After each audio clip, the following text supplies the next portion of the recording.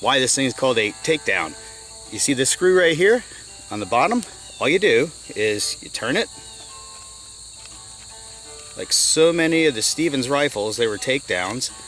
You pull a screw out, make sure you secure it, and then the stock and the action will separate from the barrel just by pulling it apart. And just like that, it's already taken down for you. Now when I picked this thing up at the flea market of all places, I got very lucky. One, the price was right, and two, it came with the original takedown sleeve.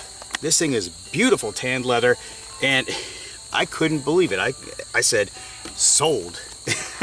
And then I asked the guy for how much he wanted to sell it for. But anyway, it's got the two separate pouches here. They got the rain covers on them and very simple snaps. And then obviously you can tighten it down by securing it through the buckles here. And then right there as well, that joins it, the two sleeves together, as you can see. Right? And then you get the carrying strap on the back too. So it's super simple how you put this thing in here. So all you do is take your barrel, put it in one of the sleeves, like so, secure it, take your stock in action, stick it in one of the sleeves, and then with this one, you secure it down with the buckle. And there you have it, just as easy as that.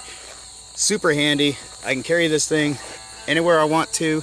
If I want to attach this to a backpack or stick it in a backpack, whatever, I know it's going to be safe from the elements, and I can quickly and easily put it back together. Pretty cool. All right, now let's look at this thing. First and foremost, got to put it back together. And just as easy as it came apart, just put that barrel back in there, put that retention screw back in there, make sure she's good and tight. Boom. Just that easy. Nice and steady. Now, let's look at the bits and pieces of this thing. Now, as I mentioned before, she is a rolling block action, just like the old Remington rolling blocks. Stevens was pretty famous about reproducing, relatively faithfully, the old designs. You'll see that a lot with the favorite rifles. They very closely resemble Sharps rifles or even high walls or low walls, you know, things like that. Well, they didn't stop there. So we have a pseudo rolling block here. So let's see how the action works on this thing. Now, like I was talking about with the rolling block action, it's just this simple. Cock the hammer, reach for this side loading lever right here, pop it down, load your cartridge straight in there, pop the lever back up, and she's ready to go. So not surprisingly, by the design, it's a very old design, Remington came out with the rolling blocks as far back as 1867, so it's not surprising that Stevens started making this version starting in 1898, and these saw production all the way until 1913. So, oh yes, she is definitely an old girl. And there were different model modifications.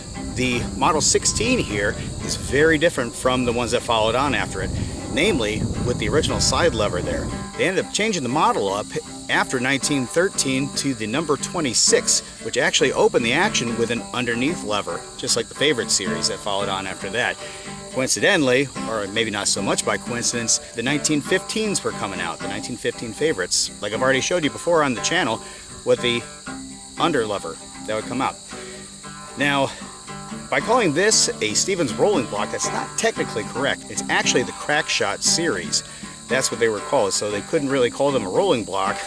They didn't want to get sued into the ground by Remington, of course, so naturally, being a copy, it became the Stevens Crackshot with a rolling block action.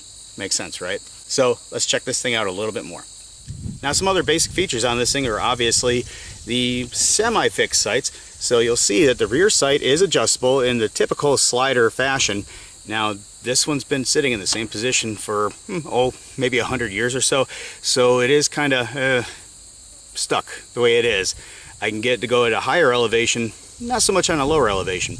And you'll see in the front sight right there, it's just a basic dovetail cut-in front sight blade there. Unfortunately, it appears that mine might be a little bit bent, so we're going to see how that affects accuracy when I start shooting this thing. So, enough talk, let's get to shooting.